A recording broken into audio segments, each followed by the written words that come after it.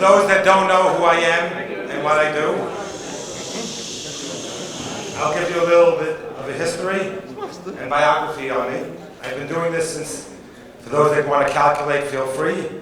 October 31, 1984, I started in the real estate industry. I'm a third generation in the real estate industry. My grandfather, Olav Shalom, my father, Olav Shalom, were both in the real estate industry. They owned, they brokered, they sold, etc., all those kind of things. First and foremost, as we know, we start off thanking those that are hosting us. I'd like to thank PCON. Who here knows what PCON stands for? Oh, at least one person does. Property Management Construction.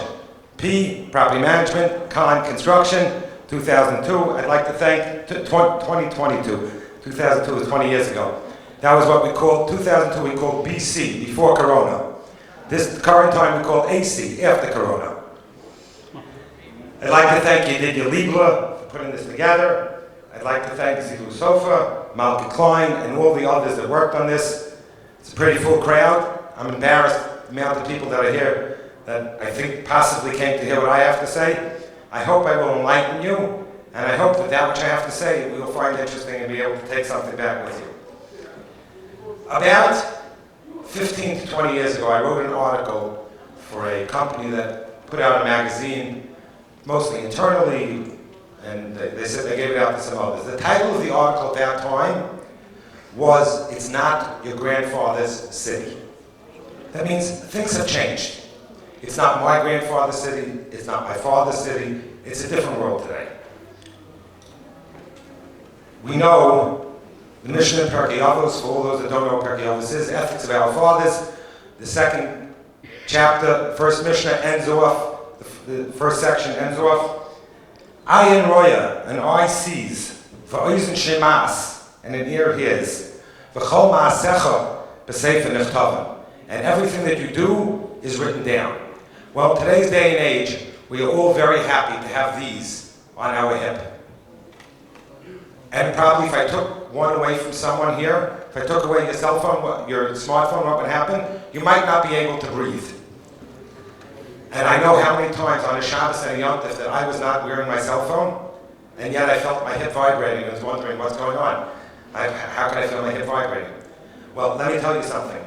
DOB also has, and not just DOB, I don't know why I'm limiting it, not just DOB, but all the various city agencies also have smartphones, and they also have tablets, and they can also walk on any block in the city of New York, and they may be coming for an inspection at a different building down the block that has a permit, or coming on a complaint at a different building, and they see someone doing something, and it looks fishy to them, and they don't think that the site, for argument's sake, on a construction site, that it's a clean site, or they don't see permits posted, or they don't see the fence painted green, or they don't see the diamond window that's supposed to be in the fence, and in 2 seconds, in a heartbeat, they can figure out exactly what you have and exactly what's going on, and do you have permits, and are you doing things legally, and is it being done correctly? So while technology is great, technology is terrible. And we're all, pardon me, myself included, no different than a dog. A dog has a leash, we have a leash. The only difference is we keep our leash in our pocket, we keep our leash on the holster on our belt, but we have a leash, everybody has a leash, and everyone knows what's going on at all times. I'm sure that anyone that is up to date saw last week about a building on Flushing Avenue with a pool on the 3rd floor that holds almost just shy of 60 tons of water with no permit on a commercial building. The building department did not come out for the pool. That's not what the complaint was for. The complaint was for the fact that the 3rd floor was supposed to be, I'm not sure, an office or a welfare center or something to that effect. It was supposed to be some sort of a center. And it was being used as something else. And lo and behold, and it wasn't a neighbor on a higher building that reported the complaint, even though you can never know who reported the complaint. But it seems that the reason that they found out about that pool was because they came to the building and they walked throughout the building by chance because they came for a complaint on the 3rd floor, which was the top floor of the building, but they had no reason to go up one more floor to the roof. And lo and behold, that building received numerous violations. It's probably going to cost them in penalties, probably someplace about 10, give or take, $12,500. It's a lot of money in the bottom line of a building, and it definitely affects the income that one can make from the building. And even worse than that is a recent decision that came out where a landlord was fined for contempt of court not letting HPD into a building, more than $706,000. The last I checked, $706,000 is a lot of money. And I don't think if we added all the cash that everybody has in this room, we'd come up with $706,000. Oh, one gentleman thinks he may have it in his pocket. Okay, come, you go here, I go there. Let's switch places. You're the man I want to meet. But I don't think most people have it in their pocket. It's a lot of money. Now, again, will they negotiate, etc.? But from $706,000, you're not going down to zero. If you get down to 50%, which the last I checked is still a lot of money, it hurts. And when people get Airbnb violations for renting out apartments for under 30 days, the city does not have to move from their chair to write those violations, other than to serve them. They can scan on Airbnb and see in a heartbeat that you're advertising apartments for short-term stay. When they write failure to comply violations, when you get an ECB violation, and they write failure to comply, all they have to do is check the building information system, the building department system, and see that you didn't certify correction, and it starts costing money. So I'm painting a very black picture. But I'm really not. I'm really saying to you, there is money to be made in the real estate industry in New York City as well. I understand that on June 14th, 2019, Governor Cuomo at 6 o'clock on that Friday signed a bill that affected individual apartment increases and rent increases. On that Friday, June 14th, 2019, at approximately 6 p.m. is when he signed, in case you really want to know. I understand that. And I understand that the city council is not that's New York State. I understand that the city council of New York City, the 51 city council people, are not very real estate friendly. But even so, there's still money to be made in the real estate industry. But one of the things you need to do is stay up to date on the laws. Be current, be meticulous with your records, and try to stay on top of things. And if you can't do it yourself, and this is not a pitch from my office, this is a pitch from whoever it may be. There are great people in the industry. I don't have any competitors in my life. I have people that do similar things to what I do. They're not competitors. Parnasa, our money comes from Hashem. Okay? And there is no such thing as competitors. So I told you a few things that are interesting. I will tell you, when you buy a building, doing due diligence is a very important item. Looking at the violations in advance and looking at the vacate orders and the penalties that are due, even though, I'm going to get into that in a minute, even though penalties ride with the respondent name to some degree, certain penalties, some ride with the building, and continue with the building even though it's a different owner. So there's many different things going on, but it's important for someone to review your title report and give you an opinion and see what's going on and see what there is and what you need to know and what you can turn the other cheek on. With that said, the way I came up with the topics that I want to discuss is I asked the various people in my office. I sent everyone in my office an email. And there are different people. Someone does HPD, someone does fire department, someone prepares hearings, someone does building violations, other people do water, backflow violations, DEP, asbestos, et cetera, et cetera. And I asked everybody, tell me the two most common questions that people ask you. The two most common issues that people ask you. And from that information is how I culled the topics that I'm going to talk about today. So these are questions that are asked by people, some that know more, some that know less. These are the topics. Excuse me 1 second, I appreciate it. So on the DOB scope of life, on the Department of Building scope of life, people ask, what is a work without a permit civil penalty? And why do I have to pay it? When one buys a building, or one has a building that received a violation for work without a permit, the city caught someone doing work without a permit, and a hearing was done, and they were found in violation.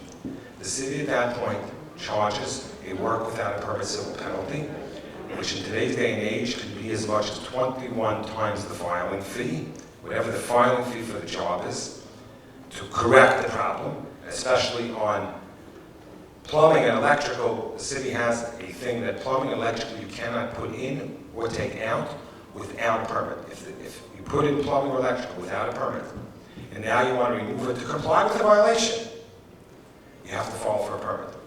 And there's a civil penalty. And even if you have a weekend emergency where a shower body is leaking, and you can't get a permit on the spot, and you need to correct it, there is an emergency permit that has to be filed within 48 hours. The plumbers are aware of it. If they don't do it within 48 hours, it can be a work without a permit civil penalty. And the civil penalty, as I said, is 21 times the filing fee, but there's a minimum of $6,000 on a multiple dwelling. That's what I should have done, genius that I am. Excuse me? I apologize. I should have turned it over.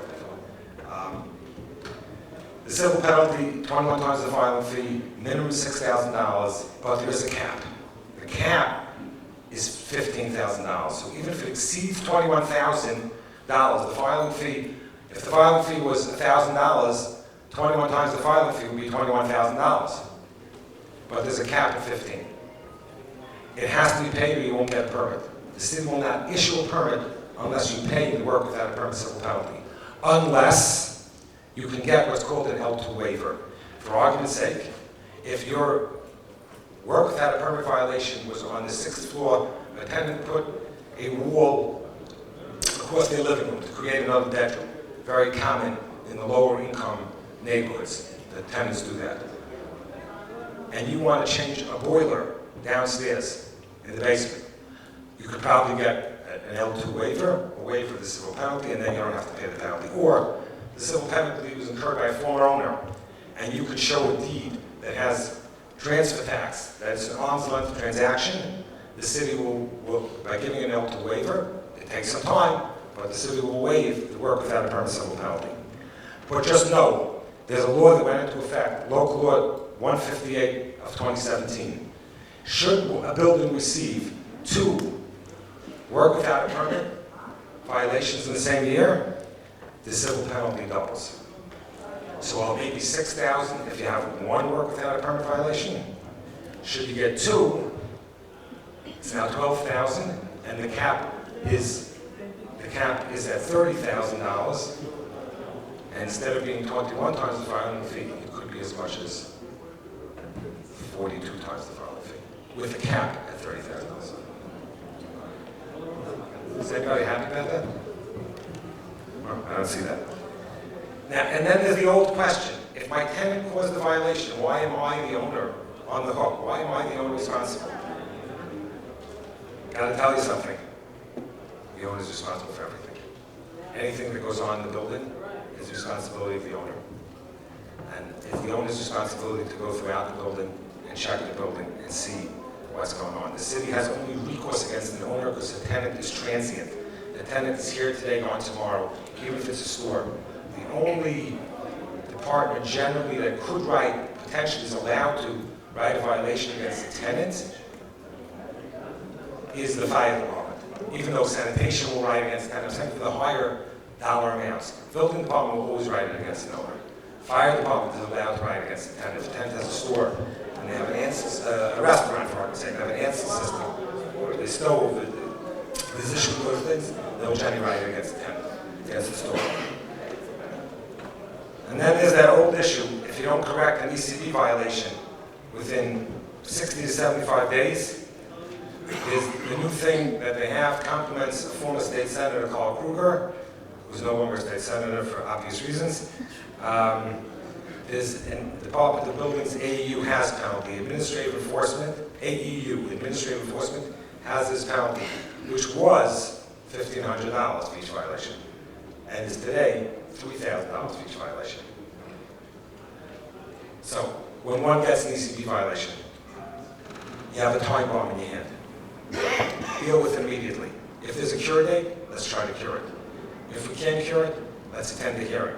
Let's get the permits. Let's take care. If it's not one for a permit, let's take care of the violations. If it's a class 1 violation, you don't need to pay an ECB penalty, and on top of that, an AU house penalty.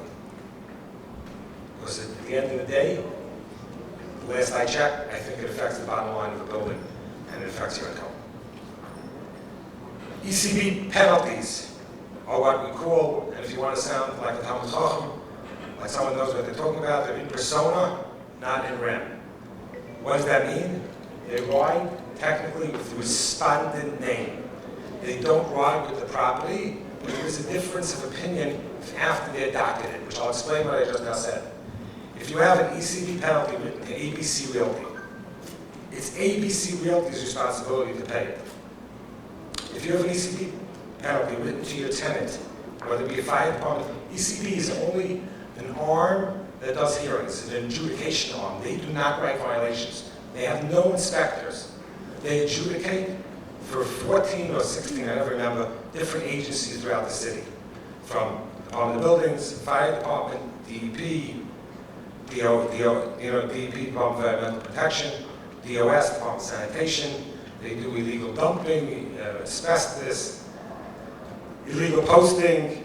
In the good old days when there were payphones, they did payphone violations. If you put stickers onto a payphone announcing a carnival or announcing a business, etc., they would come for those too, etc., etc. They do not write violations. Their penalties are respondent name specific. So the one that has to pay it is the respondent.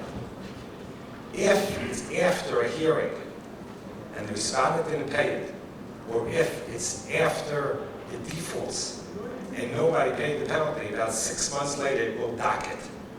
Docket means technically it becomes a lien against the building. There is a way to reduce certain violations at certain times, but it depends on its status, it depends if you certify correction, it depends on numerous things. So on one foot, I can't give you the entire song and dance, but I'm giving you as much of the song and dance, a little bit hopefully to tantalize your palate, to ask further questions. I'm here for the night. I'm not here for the night, but I'm here till this is over. I'm not sleeping yet. What if one ignores an ECB hearing? If one ignores an ECB hearing, you can get a default penalty. So while a penalty would be $1,250 for that ECB penalty, if you ignore it, you're looking at $6,250. If anyone here can tell me what is less money, $6,250 or $1,250? Thank you very much. If you need to borrow my fingers, I'm ready to lend them. What is less, $3,250 or $12,500? So ignoring an ECB violation, no matter issued by whatever agency, is a ridiculous thing to do. Again, you're holding a time bomb in your hand, and it's going to explode, and it's going to explode in your face. Why let it explode in your face? Go up here. Even if you go and you say, I'm sorry, I sinned, forgive me. For I have sinned, you do confession, which we don't have in the Jewish religion. But even if you do confession, it's still cheaper to do confession than it is to pay a default penalty. So it doesn't make sense to ignore it. And again, if you ignore the penalty, I explained to you before, if you ignore paying the penalty, even if you go to the hearing, you found a violation, it's going to come back to bite you. On my way here today, a client of mine sent me a marshal's judgment, that the law department sent that they want the marshal to impound from this person close to $30,000 because they have accumulated over years sanitation penalties. Statute of limitations is 8 years from the docket date, not the hearing date, not the issuance date, not the hearing date, the docket date. The city, so you're right, if it passes 8 years, you're good to go. You get home on. In today's day and age, like I said before, the city has done algorithms on their programs where they're finding, just as you get to the end, or 6 years to the end, or 5 years to the end. And remember, we're in, pardon me for saying this, AC. After Corona, city needs money like you need money, or at least they claim they do. I haven't checked their budget. They haven't discussed it with me yet. If they do, I will come back. How long does someone have to pay an ECB violation before interest incurs? Approximately 60 days. At 60 days, certain violations, asbestos, interest will start kicking in. Department of Buildings is a little bit longer. Different agencies are different amount of time, but penalties will start occurring. The most famous question that we've been asked whenever there was an amnesty program, and there was one in 2016, and there was one that just ended in March of 2021, just ended. And they did us a favor because they had it for 90 days, and then they extended it an additional 90 days because they were granted that right by the city council. The famous question we get asked is, why doesn't it apply to DOB violations, to boiler penalties, to facade penalties, to elevator penalties, to energy efficiency penalties, to benchmark penalties, to AUS? It's a very, very, very good question. It's a great question. It's almost as good as the question as the principal of the school that once asked me, my daughter was in school, why don't I send the rest of my daughters? And I said to him, you have a great question. Please dial 1-800 Almighty Lord. The rest of my children were boys. They weren't going to a girls' school. So the answer to this question is, please dial 1-800 City Council of the City of New York. Because they didn't make an amnesty program, and they're probably never going to, and they have no reason to, because ultimately they get paid. And even though they don't generally come after someone or freeze their accounts for the DOB penalties, but in fact almost never, but they ultimately get paid when someone's selling a building, they want to refinance a building, and at those various times they get their money. So they sit and they wait, they deal with it. So that's the reason there's no amnesty program. I've discussed it with a number of politicians, and they have no intentions to make an amnesty program. It just doesn't mean enough to them. They have no idea how much money they're owed on DOB penalties. The reason they make an amnesty program is because they are able to figure out how much money they're owed on ECB penalties. So when they figure out how much money they're owed, and they anticipate based on prior amnesty programs how much money will come in, there it makes sense. They have no idea, they have no algorithm that, to my knowledge, they've written. As of last week when I spoke to someone, they have no idea how much they're owed on DOB penalties. Most of the politicians don't even know how to calculate the DOB penalties to figure out what it is, even though now on DOB, currently on DOB now, it's a little bit easier to figure out. Does anyone know what they spent to write the DOB Now program?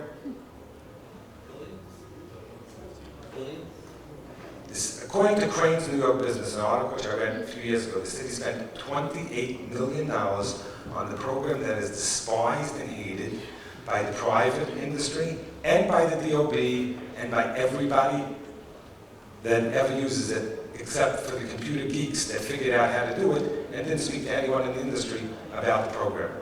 One of the best programs that was ever written. Almighty Lord, please have mercy on our soul. If I hired a contractor, why should I, the owner, be responsible for permits not obtained, plans not on site, dirty construction site, penalties, DOB, ECB? First of all, you shouldn't. You should write your contract with the vendor that you use to make sure that they're responsible. And like I tell every contractor that I ever speak to, that are my clients or not my clients, when you give a price to someone, factor in the fact that there's going to be violations. Hello? Okay, it's the one. I had something. Because trust me, there's going to be violations. 90% of the time, there's going to be violations.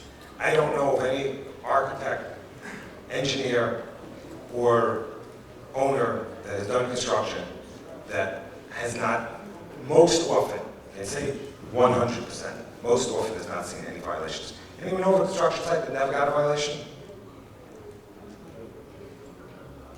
Okay, I guess you will agree with me. Moving on to HPD. People ask one of the greatest questions. It's a good question, but it doesn't really have a great answer. We need settlements for HPD emergency repair. The city looks at emergency repair charges. When they did repairs on a building, the city looks at that they spent money for you. They delivered oil to your building. They put up a shed in your building. They fixed a tenant's apartment because you didn't. Hence, the city will not give a settlement for such a thing. There's no plans of giving settlements. Almost impossible to get a settlement. Not almost, impossible to get a settlement on HP emergency repair. They usually transfer to the Department of Finance, they go onto your tax bill. Go get a settlement on your tax bill, on your real estate tax. Anyone ever get a settlement on the real estate tax? I don't think so. You're not getting a settlement. The city will not do it. If somebody wants to start a class action lawsuit against the city on any of these issues, I'm here to help you. So just call me. It'll be my honor, my pleasure, on some of them. We all, I'm sure, are up to date in the news and saw the fire that there was in a building in the Bronx on Sunday in January of this year. And 30-something people that were killed in the fire because of the doors that they couldn't get through from one building, from one part of the floor to the other part of the floor. As of now, when the city comes to your building, they are checking every door that they walk through to make sure they're self-closing. So, whether it be the front door, the vestibule door, and they do go up to the roof, because that's the common area. And if they're coming to inspect 2 or 3 apartments, they are going to open the door to the apartment, take their hand off, and watch it swing back. And if it doesn't swing back, they will put a vacate order on that apartment until it swings back. So when they write a vacate order, the tenant goes out. The tenant very well may go into a city shelter, which is costing you to house them in that hotel, that wonderful hotel. And on top of that, they're not in the apartment for a week or 2 until you get the city to come back out. If you do that minor repair, until you get the city to come back out and lift the vacate order. And if they find it in enough apartments throughout a building, they can very well vacate the entire building. And if they find it in the front door, the vestibule door, or the roof door, which is fire access in their minds, they can vacate the whole building. You are allowed to put a panic bar on the roof, but it has to be something you push and go. So it's one motion as they're walking out in case of the fire. New thing. As we all know, and one of the favorite topics that are being asked today is about the new lead laws. The lead laws, the city changed the percentage from 1% to 0.5 per square foot centimeter. It's reduced in half. And on top of that, we all know about Local Law 31 of 2020, which is taking effect in 2025. 2025, from today, sounds like it's a long time away, far away. It's not. It's much closer. I'm sure most of us did not get to go on the vacations we wanted to do this summer, and the summer is almost over. 6 weeks from today is the second day of Rosh Hashanah. Summer is almost over. So the summer flew by. The time between now and 2025 will fly by in a heartbeat. We should all be healthy and all be well, and hopefully we were supposed to be with Mashiach, but if that, God forbid, doesn't happen, those laws go into effect. And lead has to be inspected in every apartment. It depends if there are children in the apartment. Children spend time in the apartment, the children do not spend time in the apartment. And what does it mean, child spending time in the apartment? It means 10 hours a week. 10 hours a week. You know what 10 hours a week is? You have a person that's a single parent that works. The grandmother goes to pick up the grandchild from school at 3 o'clock every day. And the parent doesn't pick up the child until 6 o'clock. That's 3 hours. 3, 6, 9, 12. You just have the 10 hours on the 4th day. And you're supposed to know if a child spends 10 hours a day. You're supposed to know your tenants, children and grandchildren. Child below the age of 10, I think it's 10, spends 10 hours a day. You're supposed to know. And you, 5? I'm sorry, I apologize. Okay. 6, 5, I know it's something to that effect. I'm sorry. Forgive me. Okay. But you're supposed to know if that child spends 10 hours a day in the apartment. 10 hours a week. 10 hours a week, I apologize. In the apartment. It's your responsibility. And if you have 2 senior citizens living in an apartment, 1 senior citizen living in an apartment, you're still required to test for lead. You're not required to do anything. You're required to do something upon turnover of that apartment to a new tenant. It's a serious issue. and it's an issue that should be addressed the sooner the better. Going on to Local Law 97 of 2019, energy efficiency, which kicks in, takes effect in 2024, and then in 2030, and then in 2050. And besides for that, the federal government this past Sunday, on their Build Back Better bill, passed new energy efficiency laws, which will ultimately at some point filter down to the states and the city. I don't know the ramifications of them yet. But the city is not even up to date on the ramifications of Local Law 97, which the penalties are very, very stiff. And the rules are changing, but the rules are not fully in place yet. But it is worth your while to have an energy efficiency company come out and see how you can reduce the footprint of energy and sustainability in your building. The sooner the better, because when those laws kick in, there's going to be a shortage of people to do this. The sooner you do it, at least knowledge is power. Have the power, have the knowledge, know what's going on, know what you can do, know what you can't do, know what you need to do so that you can budget accordingly in the future. This sounds like very grim stuff. Excuse me. But there is still money to be made on building the city of New York. Not like it used to be. Hopefully that will come back in time. But at the present time, we have the most friendly Department of Buildings Commissioner and the most friendly to the real estate industry HPD Commissioner. And hopefully, as time goes on, as voices are raised, as issues are brought up, things will change. But going on to vacate orders and relocation liens. You buy a building. The building had a vacate order on an apartment, 2 apartments, a few apartments. At one point, I had a building recently where a vacate order was placed on a building or a few apartments in 2012. My client purchased the building in the spring of 2015. The city did not put the relocation lien on the building until the end of 2015. So you would think, I don't have to pay that $70,000 change dollar relocation lien plus interest that's been on this since 2015. A vacate order means buyer beware.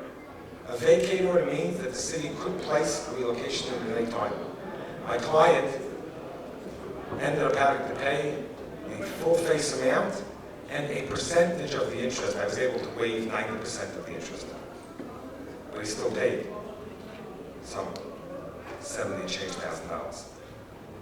Do due diligence before you buy a building. Look at the title report.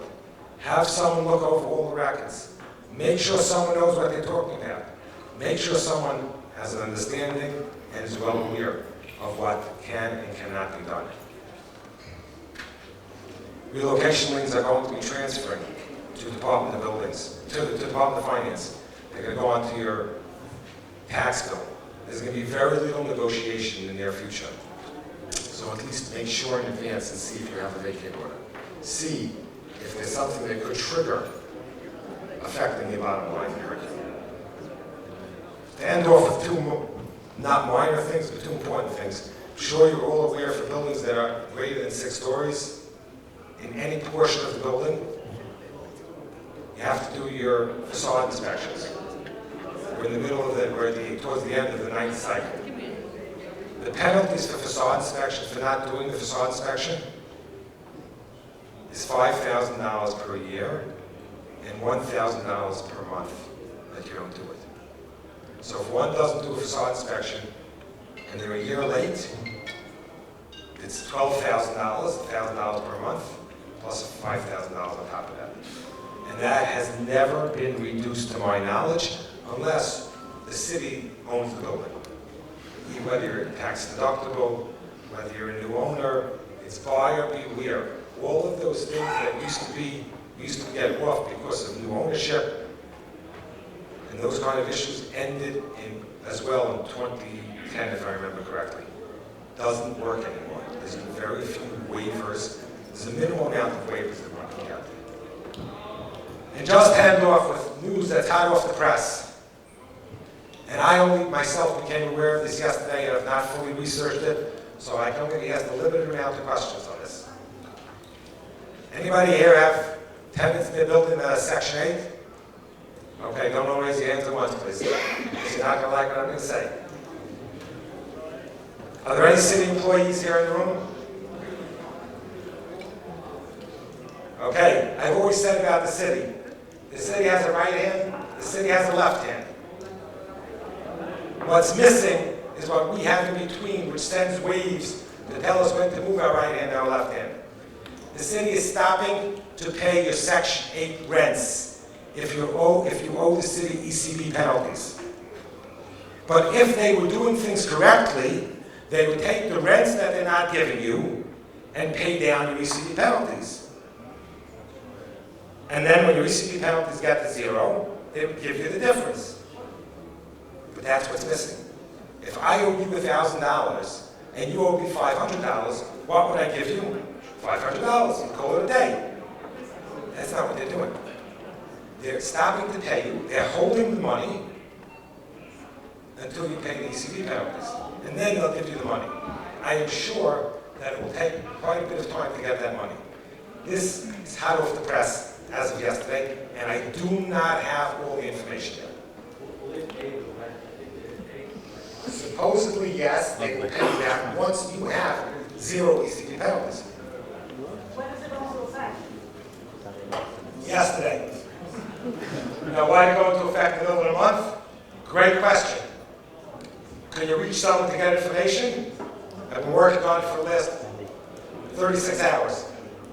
I'm still working on it. Will I get the information the next day or two? Yes. Did they let anyone know in advance?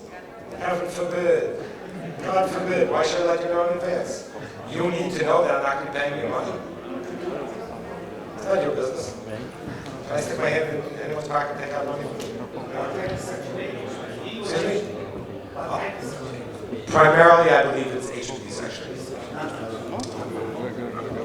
I believe it's HPV section. But again, this is all subject to verification, and I'm putting a disclaimer on that. I'm sorry. The battery of my hearing aid went a few days ago. I didn't hear about what you said about the hearing fines that removed off the building. Every ECB penalties that are, by the way, ECB penalties that are under $25,000. If an ECB penalty that's greater than $25,000 never dockets. It's a quirk in the law that the state legislature put into place. It's not a city rule. It's a state rule.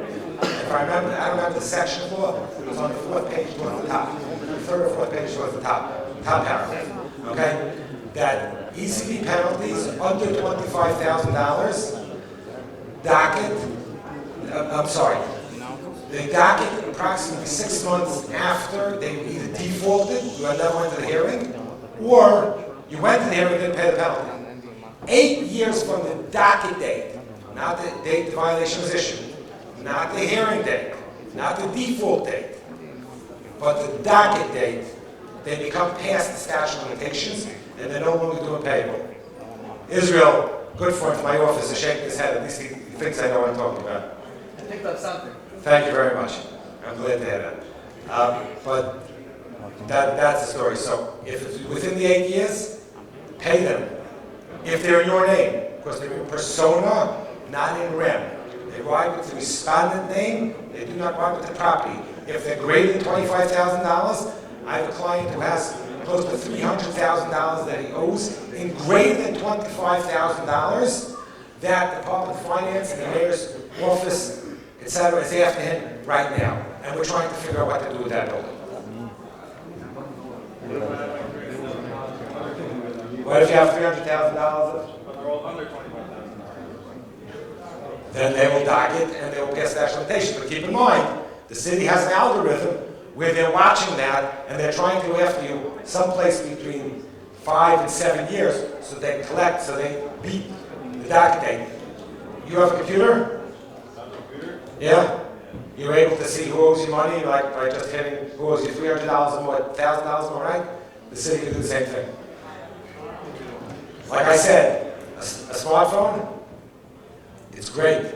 It's a curse. It's a leash around, a noose around our neck. It's also great.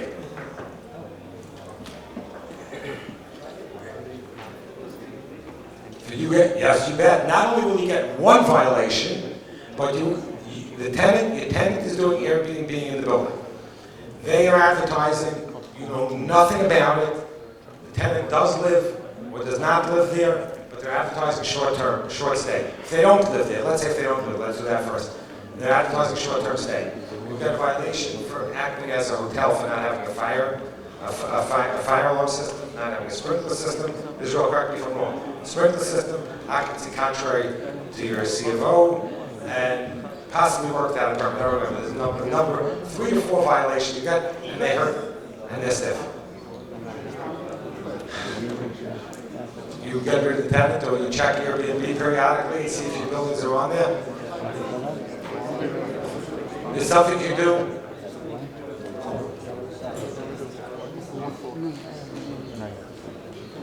You could start filing. Well, if you were to file legal action against them before the violation was written, and you second became aware of it, there are times we've gotten those violations dismissed because we show that you have done everything that you could humanly do, and you've been on top of it, and you're aware of it, and you tried the best you can. Don't call the city. It's like you tell tenants, don't call the city if you smell gas, because they're going to turn off the whole line. Call me, I'll call the plumber, and I'll get your gas leak fixed. Call the city, you're asking for trouble. Just one second, I'm with you. You know, do you invite the devil to dinner? No. By calling the city or by calling the gas company, you're inviting the devil to dinner. File for eviction proceeding, I'm sorry.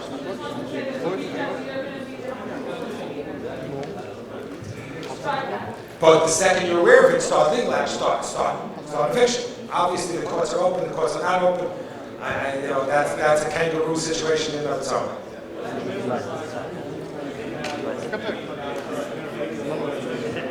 0 times 0 divided by 0 plus 0 minus 0, do you need a calculator?